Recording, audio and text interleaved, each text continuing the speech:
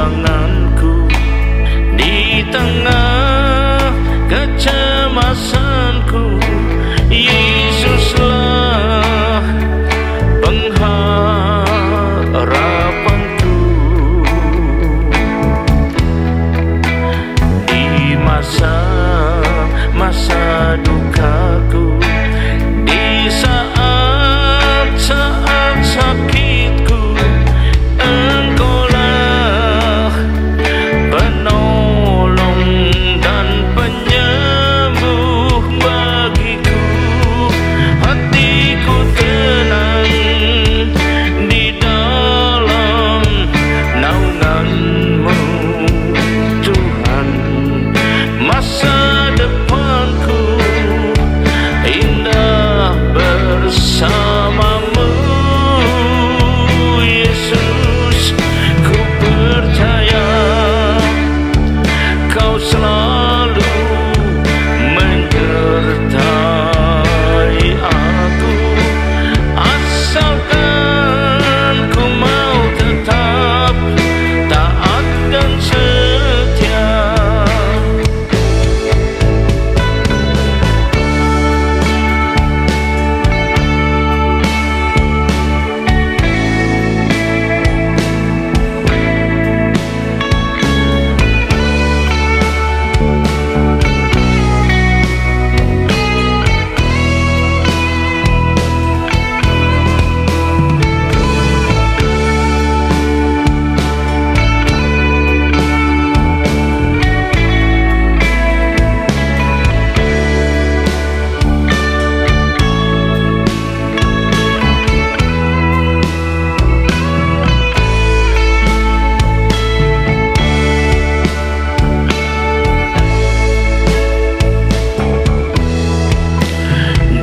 Dalam kebimbanganku, di tengah kecemasanku, Yesuslah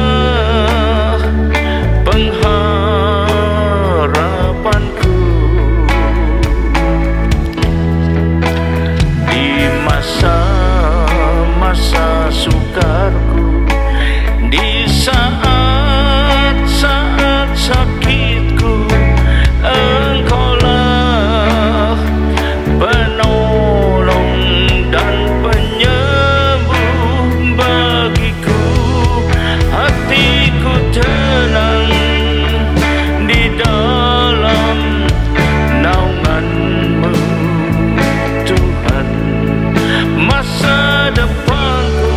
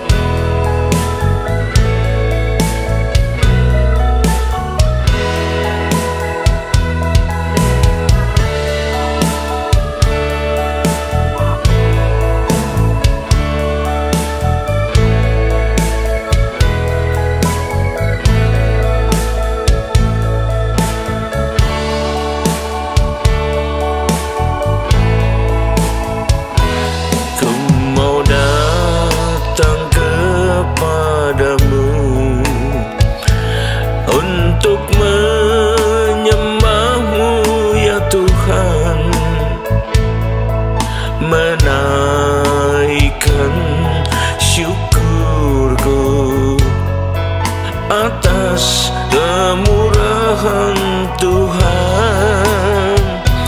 Ku mau bersujud di kakimu, tersungkur di hadapan tatamu. Tiada yang dapat bertahan di hadapan tata kudus-Mu Tuhan. Betapa kemilau cahayanya, seluruh surga pun sujud menyembah Dia. Alam semesta pun turut serta memuja kebesarannya. Segenap hatiku kuserahkan padamu, dan juga seluruh hidupku. Itu yang jadi kerinduanku sekarang dan selamanya.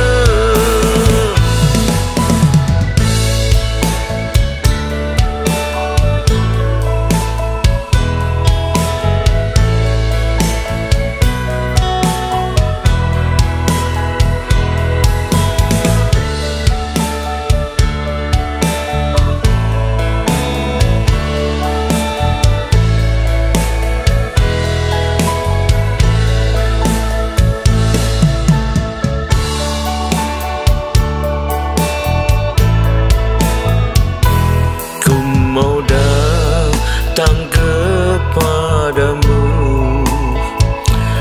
untuk menyembah-Mu ya Tuhan, menaikkan syukurku atas kemurahan Tuhan. Ku mau bersujud di kaki-Mu, tersungkur di hadapan tatamu. Tiada yang dapat bertahan di hadapan tata kudus-Mu Tuhan. Betapa kemilau cahayanya, seluruh surga pun sujud menyembah Dia. Alam semesta pun turut serta memuja kebesarannya. Segenap hatiku kuserahkan padamu, dan juga seluruh hidupku.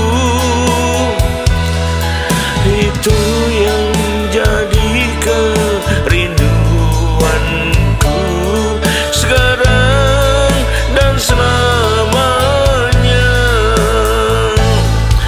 Itu yang jadi kerinduanku sekarang dan selamanya. Itu yang jadi kerinduanku sekarang dan selamanya.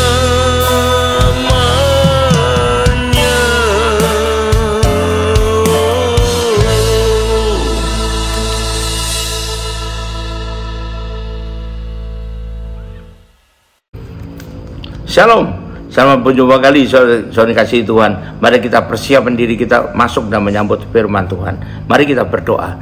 Terima kasih Tuhan, kami siap menyambut firman-Mu. Urapilah kami semua, urapi hamba-Mu yang akan menyampaikan firman ini, sehingga firman ini tidak kembali dengan sia-sia, tapi boleh tumbuh dalam hidup kami dan menghasilkan buah yang baik dan berlipat ganda, yaitu sampai 30 kali, 60 kali bahkan 100 kali ganda. Dan terima kasih ya Tuhan, berikanlah buat kami semua urapan roh, hikmat dan wahyu daripadamu, agar kami boleh mengerti dan menangkap isi firman-Mu ini dengan baik dan benar, yaitu tepat seperti yang Kau masukkan pada kami semua. Terima kasih Tuhan, kami siap sambut firman-Mu hanya dalam satu nama yang berkuasa, yaitu nama-Mu, Tuhan Yesus Kristus. Haleluya, amin. Nah, saya salam kasih Tuhan, mari kita masuk dalam firman Tuhan. Tema dari firman Tuhan pada hari ini saya pilihkan pada waktu Tuhan bila dibandingkan dengan waktu kita. Jadi waktu Tuhan dan waktu kita apa bedanya? Nah, kita perlu tahu ya, supaya kita bisa menentukan dengan lebih baik apa yang kita anut, apa yang kita ikuti, apa yang kita harapkan ya. Karena seringkali, terus terang saja, saya mendapati, bukan seringkali ya, bukan berarti seterus-terusan, kadang-kala juga bisa sama gitu ya, tetapi itu yang namanya kebetulan sama, bukan kebetulan ya, artinya Tuhan inginkan sama dengan yang Dia inginkan. Tapi kalau yang kebanyakannya umumnya tidak sama alias berbeda, gimana dong ya? Tanpa pengetahuan yang benar bisa membuat manusia malah merasa kecewa pada Tuhan. Kenapa? Waktu yang diharapkannya enggak sama dengan waktu yang Tuhan tentukan buat dia ya, sehingga akhirnya dikatakan waktu Tuhan itu terlambat katanya ya. Lalu apa saja perbedaan yang harus kita pahami? Jadi penjelasannya begini. Yang pertama, waktu dikata waktu manusia itu sebetulnya karena mereka menginginkan secepat-cepatnya. Jadi waktu manusia itu secepatnya, kalau bisa sekarang, paling lambat besok, paling lambat besok lusa. Nah ini, itu waktu manusia. Apa yang diinginkan secepatnya terkabul, secepatnya dia terima. Tapi waktu Tuhan bukan secepatnya, tapi yang tepat kapan. Nah ini jadi beda. Kalau manusia maunya cepat, kalau Tuhan maunya tepat waktunya ya. Mari kita baca Pengkhotbah 3 ayat 1 sampai 11. Pengkhotbah 3 ayat 1 sampai 11. Ini firman Tuhan yang mau mengatakan. Judul perikopnya, untuk segala sesuatu ada waktunya. Waktu apa ini? Waktunya Tuhan. Untuk segala sesuatu ada masanya, dan untuk apapun di bawah langit ini, berarti juga dalam kehidupan kita ada waktunya ya. 11 mengatakan, iya Tuhan membuat segala sesuatu indah pada waktunya, pada tepat ini. Bahkan Ia memberikan kekekalan dalam hati mereka. Tetapi manusia tidak dapat menyelami pekerjaan dilakukan Allah dari awal sampai akhir. Makanya seringkali berbeda, bahkan bisa-bisa saja menjadi kecewa. Kenapa terlalu lama Tuhan? Padahal Tuhan ada maksud lain di balik itu. Kalau terlalu cepat dia tidak selesai lah gitu loh. Kalau Tuhan ingin agar dia berbalik dan melakukan sesuatu, tapi dia melakukan, Tuhan izinkan dulu berlalu sampai dia mau melakukan. Kalau cepat-cepat ditolong Tuhan, tidak akan melakukan saja dia apa yang Tuhan perintahkan. Misalnya ada sesuatu yang Tuhan perintahkan dia untuk melakukan, dia lupa atau dia abaikan, dia tidak mau melakukan. Lalu terjadi suatu masalah, minta pertolongan pada Tuhan. Kalau begitu ada masalah minta pertolongan, langsung ditolong. Kapan dia sadar ada sesuatu yang Tuhan ingin dia lakukan dulu? Tidak sadar-sadar. Jadi nggak tercapai, tidak tepat waktunya. Jadi Tuhan kadang-kadang menantikan sampai dia melakukan apa yang Tuhan inginkan. Responnya dia yang baik. Setelah itu, nah baru Tuhan tolong. Jadi ini lebih tepat buat dia. Sehingga pertolongan Tuhan, tapi juga melakukan apa yang Tuhan ingin dan Tuhan perintahkan. Bukan asal begitu saja ya. Itu yang pertama. Yang kedua, kita baca Yesaya 60 ayat 22. Yang paling kecil akan menjadi kaum yang besar, dan yang paling lemah akan menjadi bangsa yang kuat. Kapan dong Tuhan? Nah ini, aku Tuhan akan melaksanakan dengan segera pada waktunya, pada waktu yang tepat. Ya ini Tuhan yang merancang segalanya ya, bukan kita sendiri, bukan dasarnya keinginan kita saja. Kalau itu yang enak pasti kita ingin secepat-cepatnya. Sekarang dong Tuhan, sekarang. Nanti dulu. Sama juga anak ingin minta makanannya, nasinya belum matang. Sekarang dong Mas, sekarang aku laparnya sekarang. Loh, kalau makan sekarang nasi belum matang yang dimakan itu ya. Mari kita baca lagi Titus 1 ayat 3. Dan yang pada waktu yang dikehendakinya, itu waktu yang tepat ya, pada waktu yang dikehendakinya, sesuai kehendaknya, telah menyatakan firman-Nya dalam memberitakan Injil yang telah dipercayakan padaku sesuai dengan perintah Allah juru selamat kita. Pada waktu yang dikehendakinya, itu waktu yang tepat ya. Terakhir untuk poin ini kita baca Kisah Rasul 1 ayat 7. Jawabnya, engkau tidak perlu mengetahui masa dan waktu yang ditetapkan Bapa sendiri menurut kuasanya. Waktu bukan engkau yang menetapkan. Jadi engkau tidak perlu ketahui supaya jangan kecewa. Tapi serahkan saja pada Tuhan, karena Dia yang menetapkan menurut kuasanya. untuk poin ini ya. Jadi saya ulang, manusia inginnya cepat. Apakah untuk pertolongan Tuhan, apa yang enak bagi dia ya. Tapi hanya Tuhan yang tahu kapan waktu tepat untuk itu. Jadi manusia ingin cepat sukses, tapi Tuhan tahu kapan waktunya kau bisa sukses ya. Terkadang kita perlu melalui suatu proses dulu di mata Tuhan, agar saat benar-benar tertolong, maka kita bisa mengambil manfaatnya. Jangan sampai belum siap, pertolongan datang, berkat datang, maka kita malah jatuh dalam kejahatan. Tuhan berkati aku, iya Tuhan ingin berkati kita. Tapi kalau Tuhan tahu kita belum siap untuk itu, apa artinya belum siap? Kalau kita diberkati, kita berubah kemudian. Maaf, dulu ada pencandaan kata gini, ada seorang hamba Tuhan yang mengatakan, saya tidak mungkin jatuh dalam persinahan. Wah, tidak mungkin. Karena apa? Ya ini posturnya tidak mengizinkan sama sekali, seperti Semar mendem gitu posturnya. Duit tidak punya sama sekali, gimana bisa bersinah? Kata orang dia, perempuan yang mana yang mau sama kamu?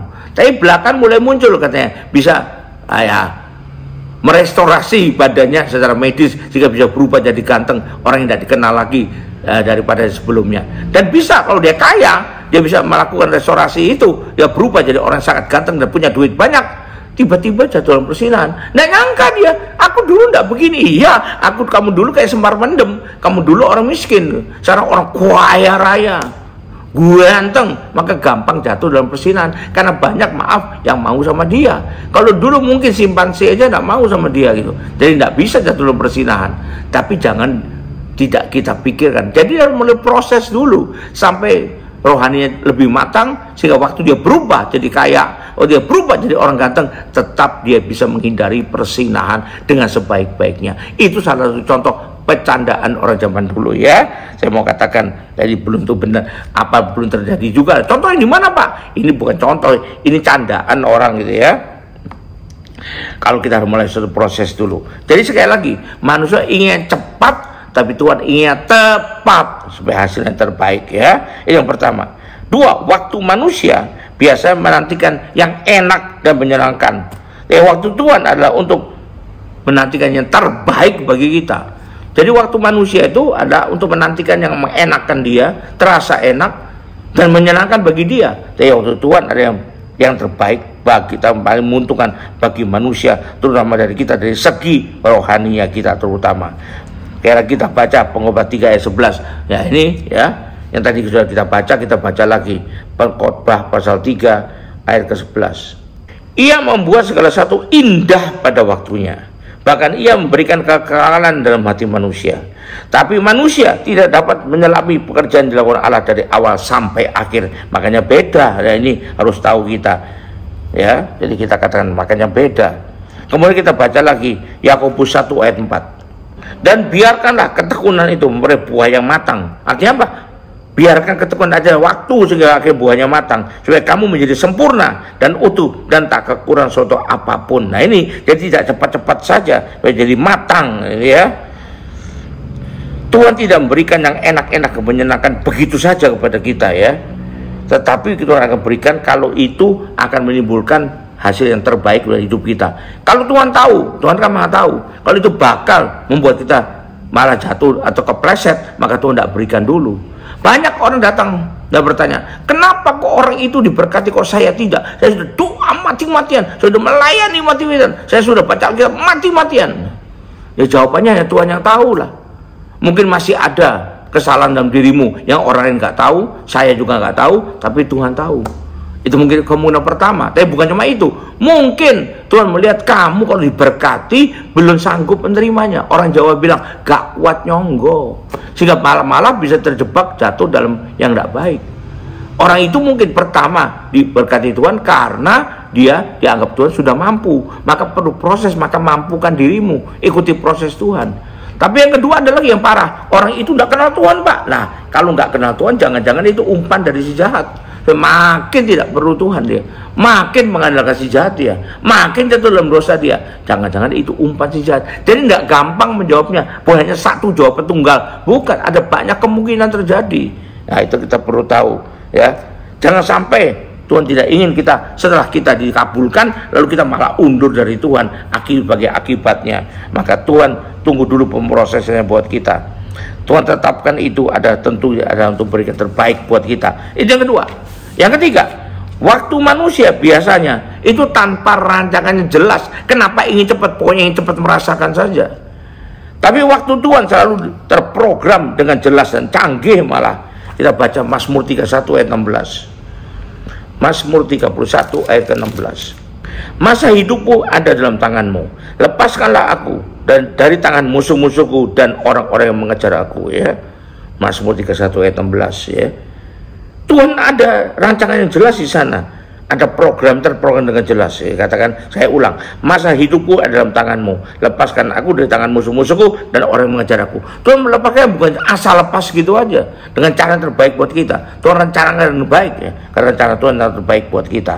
Kita baca lagi Amsal 23 ayat 18. Amsal 23 ayat 18. Karena masa depan sungguh ada dan harapanmu tidak akan hilang. Sungguh ada dan masa depan yang baik itu yang kan Tuhan taruh program dengan jelas dan canggih. Yesaya 46 ayat 4 kita baca lagi. Yesaya 46 ayat keempat. Sampai masa tuamu aku tetap dia, kata Tuhan. Dan sampai masa putih rambutmu aku menggendong kamu. Aku telah melakukannya dan mau menanggung kamu terus. Aku mau mikul kamu dan menyelamatkan kamu. Terprogram dengan jelas dan dengan canggih, ya. Sampai masa tua kita. Terakhir untuk poin ini kita baca di Kisah Rasul 1 ayat ke-7. Jawabnya, engkau tidak perlu mengetahui masa dan waktu yang ditahuan Bapa sendiri menurut kuasanya. Jadi bukan kita yang menentukan, tapi Bapa menurut kuasanya. Karena bukan saja Tuhan mengetahui hari depan kita, tapi Dialah yang menentukan hari depan kita. Jadi bukan cuma Tuhan yang mengetahui. Oh, aku tahu hari depanmu bagaimana. Bukan, aku yang membuat, aku yang menentukan hari depanmu. Semua yang terprogram dengan jelas, ya. Jadi kita perlu tahu. Jadi kalau manusia hanya paling-paling bisa memperkirakan, kira-kira begini, yang belum tentu terjadi, belum tergenapi, atau mengharapkannya. Tapi Tuhan adalah yang menetapkan, yang mendesain, yang merancang. Itu yang ketiga. Yang keempat, yang dari manusia waktu itu bisa berubah-ubah. Hari ini inginnya itu, besok bisa inginnya lain lagi, sesuai dengan situasi kondisi yang dihadapi. Misalnya bisa berubah-ubah tergantung situasi kondisi yang dihadapi mereka. Tapi yang dari Tuhan tetap dan tepat. Nah, Tuhan itu tidak pernah terpengaruh oleh situasi dan kondisi. Kita baca Maleakhi 3 ayat 6. Bahwasanya aku Tuhan tidak berubah dan kamu Bani Yakub tidak akan lenyap. Tetap tidak berubah Tuhan itu, ya. Dan kayak kita yang bisa berubah-ubah. Baca lagi Yakobus 1 ayat 17. Setiap pemberian yang baik dan setiap anugerah yang sempurna itu datang dari atas. Nah, saya bilang kan, dari Tuhan itu baik dan sempurna, tepat artinya. Diturunkan dari Bapa segala terang. Padanya tidak ada perubahan atau bayangan karena pertukaran. Nah, ini Tuhan itu tetap, ya. Tuhan Yesus tidak berubah, tidak berubah. Nah, ini nyanyian kita. Kita baca lagi di Mazmur 33 ayat 11 untuk poin ini. Mazmur 33 ayat 11. Tapi rencana Tuhan tetap selama-lamanya, dan hatinya turun temurun, tetap tidak berubah-ubah. Terakhir untuk poin ini kita baca di kitab Yeskiel 36 ayat 27. Yeskiel 36 ayat 27. Rohku akan kuberikan diam dalam hatimu, dan akan buat kamu hidup menurut ketetapanku, dan tetap berpegang pada peraturan-peraturanku dan melakukannya, ya, supaya tidak berubah. Jadi kita perlu tahu, memang kita harus akui manusia itu mudah untuk berubah, tapi Tuhan tidak berubah. Tuhan punya ketetapan. Apa yang ditetapkannya tidak lalu berubah-ubah secara terus-menerus, kecuali kita sendiri yang membuat itu bisa berubah. Misalnya semula Tuhan menyediakan yang baik buat kita, tapi karena ulah kita sendiri, ya, akhirnya yang tidak terima malah yang jelek. Seperti bangsa Israel, Tuhan menyiapkan yang baik buat mereka, tapi karena kedegilan mereka, kita lihat zaman dulu itu bagaimana umat Israel sering mendapat hukuman dari Tuhan. Sebaliknya, jadi yang Tuhan ingin yang baik buat mereka, tapi mereka dapatnya nggak enak karena ulahnya sendiri, salah sendiri. Bukan Tuhan yang berubah-ubah. Oh, Tuhan kan janji berkati kami, Tuhan janji menyelamatkan kami. Lah kok yang gini-gini kami terima? Ya itu karena ulahmu sendiri, bukan Tuhan yang berubah, kamu yang berubah. Nah, tidak seperti Tuhan harapkan. Jadi biar kita belajar dengan baik, ya kita bisa bedakan waktu yang kita inginkan dan waktu yang Tuhan tetapkan. Itu tidak sama. Perbedaannya adalah untuk kebaikan kita semua. Haleluya. Puji Tuhan. Mari kita akhiri ibadah ini dengan terima berkat dari Tuhan. Angkat dua tanganmu. Kembalilah ke aktivitas masing-masing dengan berkat yang terbaik dari Bapa di sorga, dengan kasih karunia dan damai sejahtera dari Tuhan kita Yesus Kristus, juga dengan persekutuan, pertolongan, penghiburan, kekuatan, bahkan urapan yang baik dari Roh Kudus itu menyertai kita mulai saat ini sampai sepanjang tahun ini, sampai Maranatha, bahkan sampai selama-lamanya. Yang percaya dalam terima berkat tahun ini sama katakan amin. Terus berkati, sampai jumpa. Haleluya.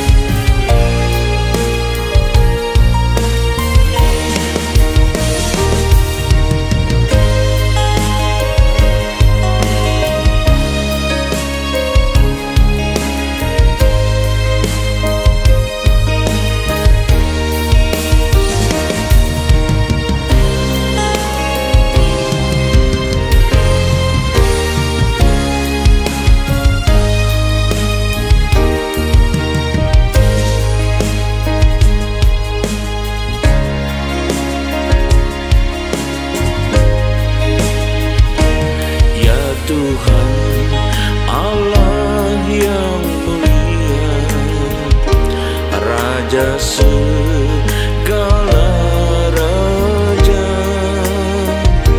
penolongku yang setia, penguasa semesta. Mari kita sembah Dia dan muliakan namanya sampai selamanya. Kasih Tuhan melimpah bagi kita, tiada yang setara dengan Kau Tuhan. Hidupku di tangan-Mu, dalam perlindungan-Mu. Betapa mulianya Bapa-Ku di surga. Tinggikan dan agungkan sampai selamanya.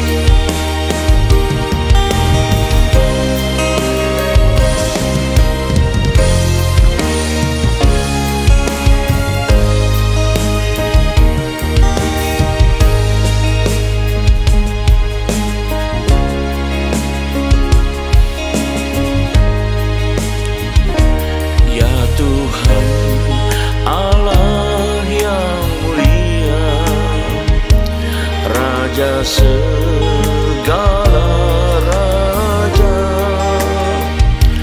penolongku yang setia, penguasa semesta. Mari kita sembah Dia dan muliakan namanya